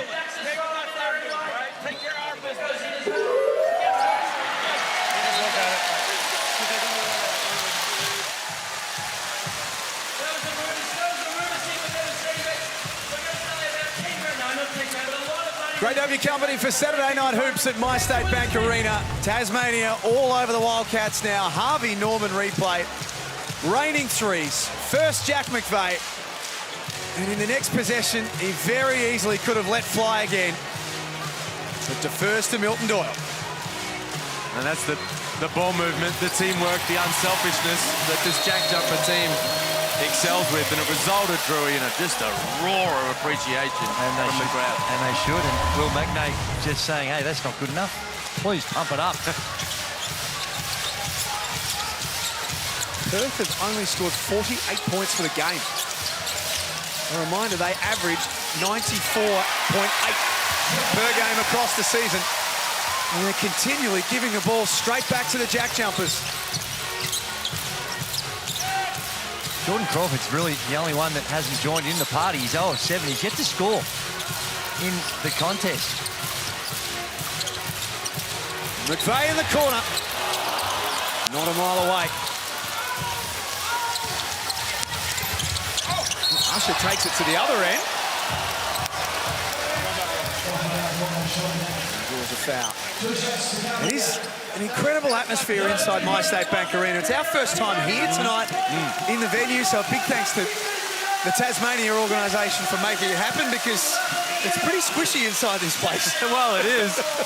And you know, the atmosphere here, it comes through the TV. You can feel it in your lounge room. I'm sure you can at home right now. But to actually be in the building, it lives up to all the expectations. No, it's beautiful. It's great to see so many people loving the game. As soon as you step off the plane, you know it.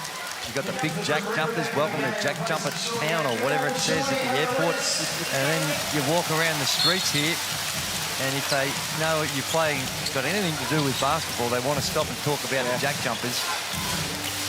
It is amazing what they've done in a very short period of time, and that, of course, is on the back of tremendous success that they've had.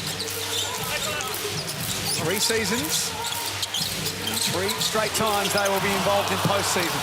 Not to mention the little gift bag for each of us on the rifle drill. We arrived here and there's a little bag with our names on it, some presents. A spin from Alex Saab. Tasmanian wine. That's right, outstanding stuff. There's no way that that'll make it through the night. 5.5 minutes left. JackJumpers have lost both games against Perth this season, so this will be nice to get a little bit of revenge. Black 9, grab. Well, we talked about before the game how these teams would approach it, and I think they both approached it with an absolute desire to win. But it's clear, particularly from the Perth Wildcats, we're not having Bryce, but also their substitution patterns and the players they've been playing. They certainly came in here trying to win, but it wasn't a win at all costs, that's for sure. As Milton Doyle knocks down the 3, and we've seen it with John really as well. Having a chat and just handing over the reins a lot of this game to his assistant coaches as well. Yeah, that's been an interesting thing in the huddles. The assistants, Aaron Young, Jared Martin, taking a lot of the time outs. Doyle open again. That one he leaves short. McVeigh wanted it that little bit more. Well, there's 3 Perth Wildcats around the rim, and none of them put a body. And just walks in for an easy 2. They're the ones that I think John really most upset about. Sometimes you just don't get the the ball just doesn't bounce your way. Again, Magnay at the rim. Forces Usher to double clutch, gets a piece of it. His 5th block of the night. Magnay for 3. That's an airball. He has a smile about it. Well, it doesn't undo his great work at the other end. The Harvey Norman replay. Walls up, times it perfectly. Just gets a little piece of it and cleans up the mess. He's got 5 blocks on the stats. Seems like a whole lot more than that. How spectacular they've been.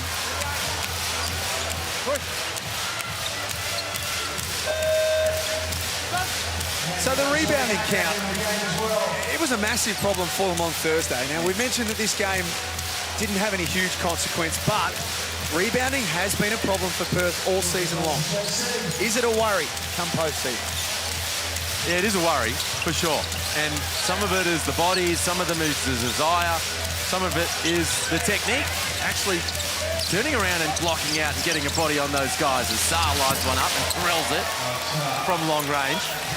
It hasn't been a huge problem tonight. You know, they've been out-rebounded, sure, but it's mainly a result of the amount of misses they've thrown up. So they haven't been blasted on the offensive glass like they were by the Hawks. So it's been a small step forward in that regard. Parker takes a step inside. This little mid-range jumper.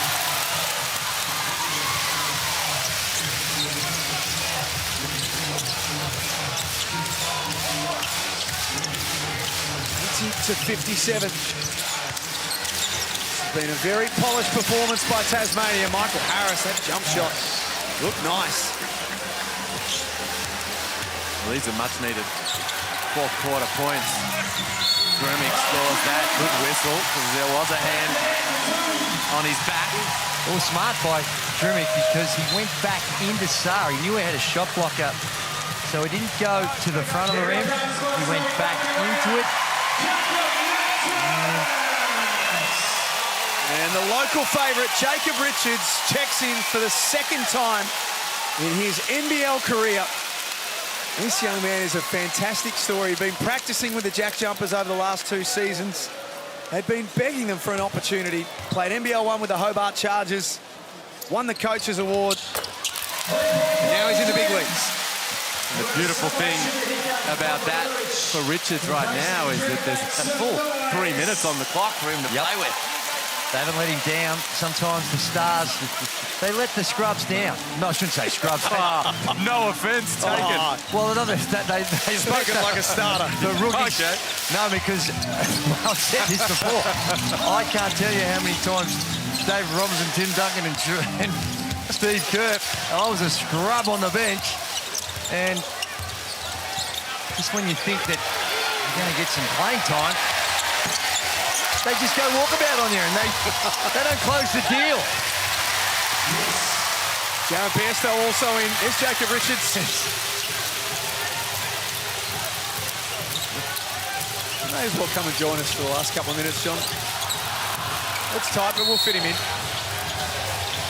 Yeah.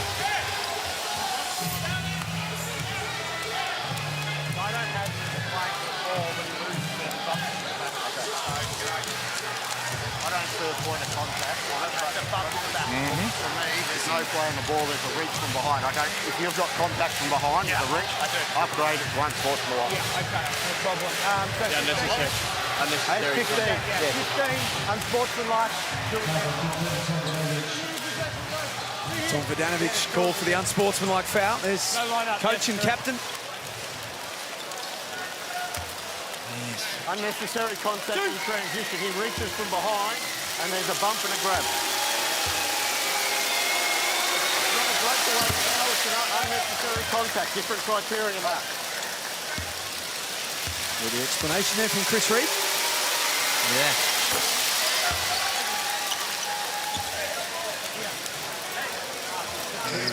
How big of a positive is Milton Doyle tonight, Drew? The fact that he's been able to have a big game in front of quality opposition. It's huge, and it's huge for the JackJumpers. I put a decent amount of value of going into a break before you're playing important games with wins. And they have played well. They've closed out the season really well. So they go into a period where they'll probably take a bit of a break, but then they'll get some intense workouts, and you're coming into those intense workouts really positive about where you're at, very comfortable with your roles that you're playing. And I think, although it's not the end of the world, but dropping a couple of games like the Perth Wildcats is less than ideal. Now, it's like I said, it's not the end of the world, but it's one that just can play on your mind a little bit. Start second-guessing yourself.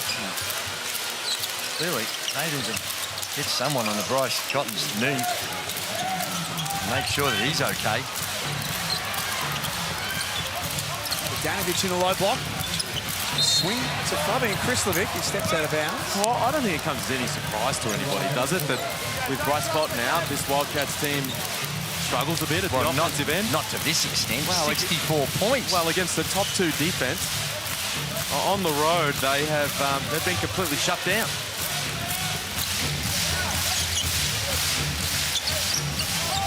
Minute 30 to play. Henschel's been trying all night to get it to drop. 0 of 7 now.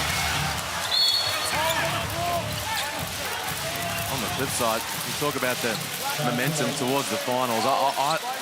You got to feel like the JackJumpers are perfectly poised to attack the postseason. They're going to host that 3-4 qualifier, and as you said, Drew, they're in sensational form. They're going to have won 4 in a row, 5 of their last 6.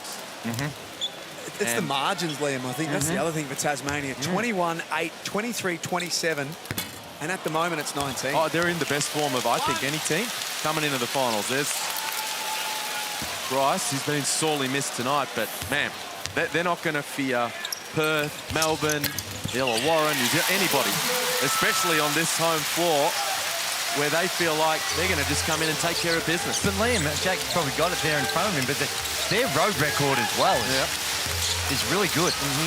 8-6 on the road this year, 3rd best record. And Zunic in the corner. Nice look. Good knockdown. Cuts it back to 17. Late in the game.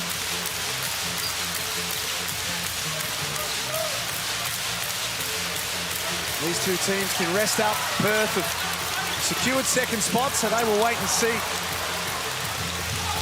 who meets them in the winner of the 3v4 game. And Henschel finally gets one to go. A shake of the head from Henschel, saying after that one went down. Bit of relief. And here we see good find by Zunic. And he's got a good stroke through it. Oh, my word, that's nothing wrong with that. Like I said, I think he's got a really bright future. And those who are seeing Kyle Zunic out there, if you're a golf fan, you know his brother. One of the leading Australian golfers. Yeah. Jordan, come 3rd, I think, last week. And he can certainly hit a golf ball. Layup for Vodanovic.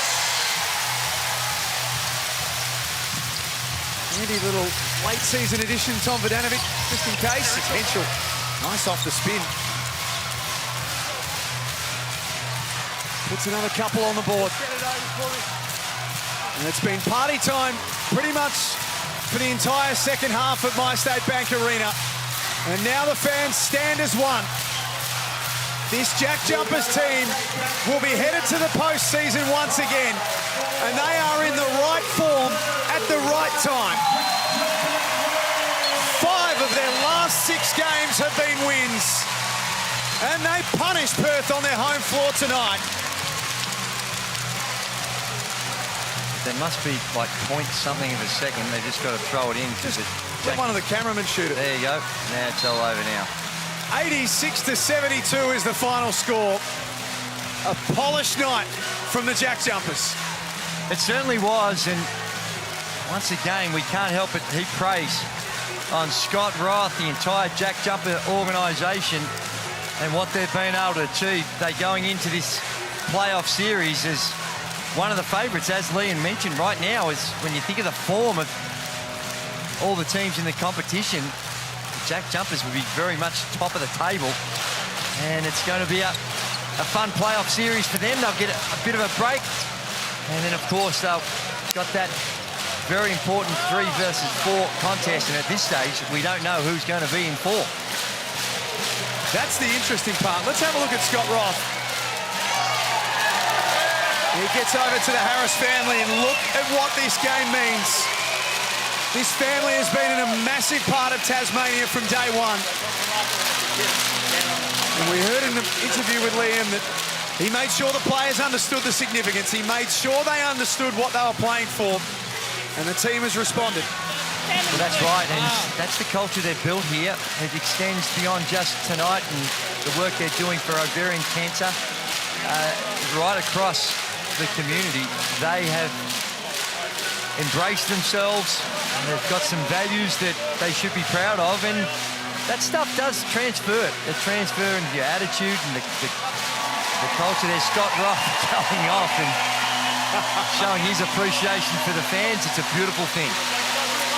86-72 the final score. Good night at the office for Tasmania. Perth will finish the regular season 17 wins and 11 losses. The turnaround from where they were at the start of the year shouldn't go unnoticed to finish second from what was a pretty horrific start. No, it certainly was. It's been a brilliant turnaround. They got some things to think about as they head in to the break before the finals. And let's get over to Liam with our Foot Locker player of the game. Milt, great job, mate. 24 points from you, but the team as a whole, what an outstanding victory. Yeah, we just tried to keep the momentum going. We've been playing great team basketball, defensively and offensively, so keeping it going into the finals. You got going, man, in that second and third quarter in particular. What were you seeing offensively? Just being aggressive, taking shots, trying to keep a rhythm. This crowd is unbelievable. I'm not sure if you saw Scott Roth at the end there head over to Mr. Harris. What does this night mean to you and your ball club? It means a lot. With Jo coming in last year, telling her story, and just getting to know the family and knowing it represents, and the whole city getting behind it means a lot. The big fella behind you, Milt, Will Magnay, 5 blocks, sending everything away. What kind of impact is he having? I think he makes the most impact defensively in the league. I see everybody talking about Shea Illy, but it's nobody like Mags in the league, so I think he's Defensive Player of the Year. What can this team do, mate? 4 wins in a row now, 5 of your last 6 right before the final. Just keep it going, stay what we're doing, follow coach instructions, and stay together. You're killing, mate. We love watching it. All the best. Thank you. He was terrific, Milton Doyle. Such a positive for Tasmania tonight to get him, I wouldn't say back into form, that's probably a little unfair, but playing at the sort of level we know that he's capable of. Well, the beautiful thing about him is we saw against the South East Melbourne Phoenix, where he only had the 2 points played limited minutes, there was no sign of anxiety. He's very much a team guy, and when called upon, he steps up, and he can step up in an explosive and big way because he can hurt you in so many ways. The 3-point shot is really good, crafty with the ball, and when he gets into the paint, he reads the defense well. He can finish at the rim and find other people, so he is a tough cover. Interesting there that Milton Doyle, a pretty glowing endorsement of Will Magnay as Defensive Player of the Year. Looking after his teammate. I think the votes are already in, so not sure that he can do too much of an influence right now. We are back to wrap it up on the other side of this. Tasmania get the money tonight, 86-72 at MyState Bank Arena on Saturday Night Hoops.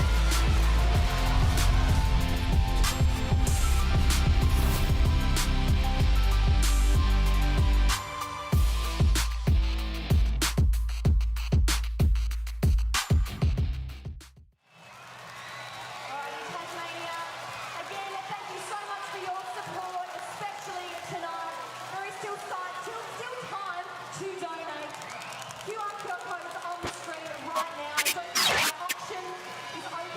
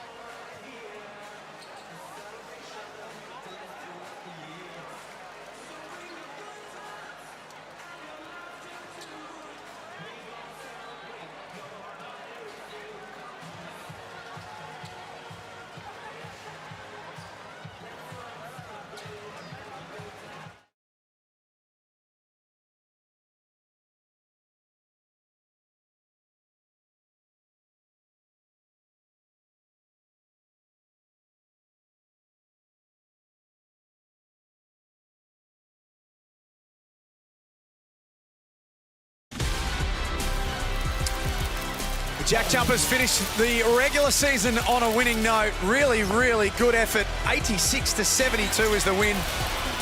I think best described as a frustrating night for the Perth Wildcats. They went in without Bryce Cotton.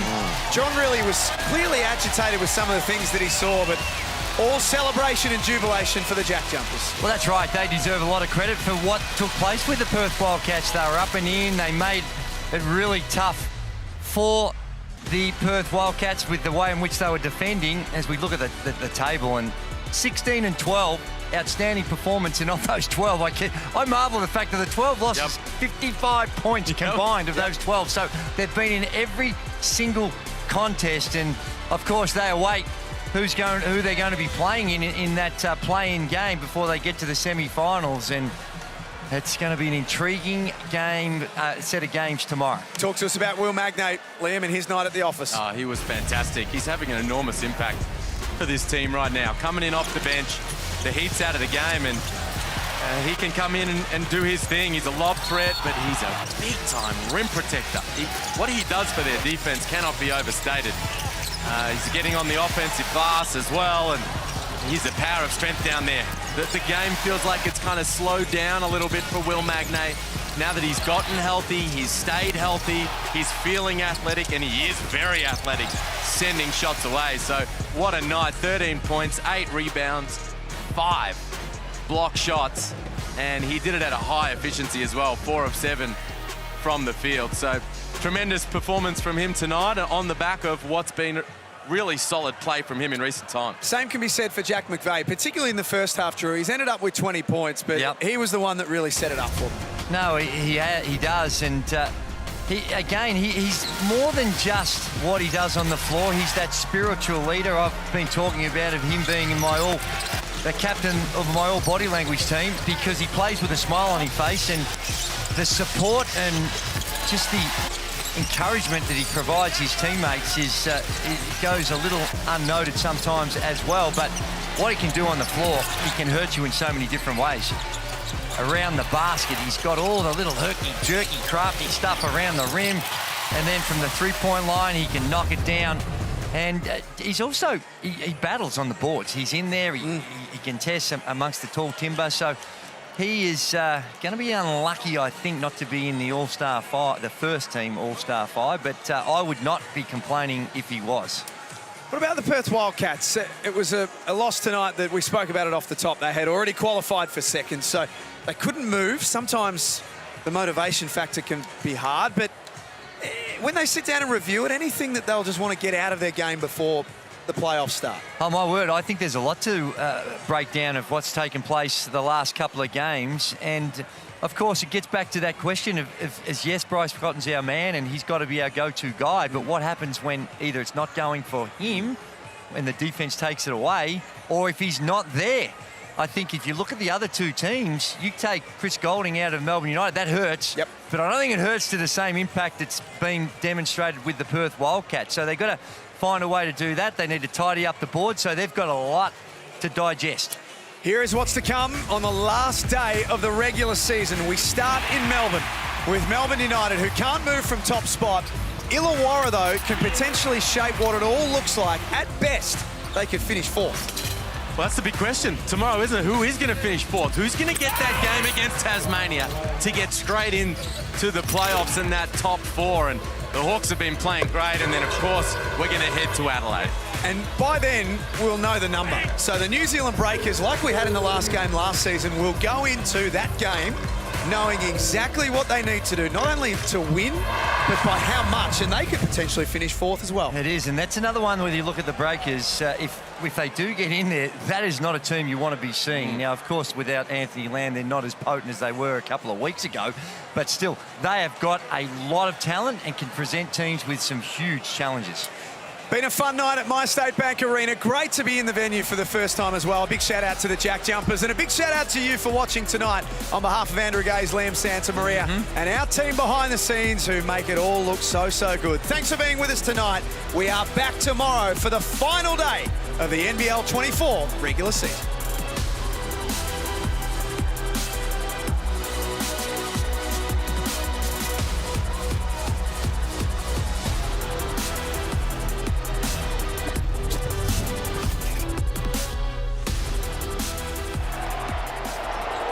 This program is brought to you by Hungry Jack's and Bunnings Warehouse.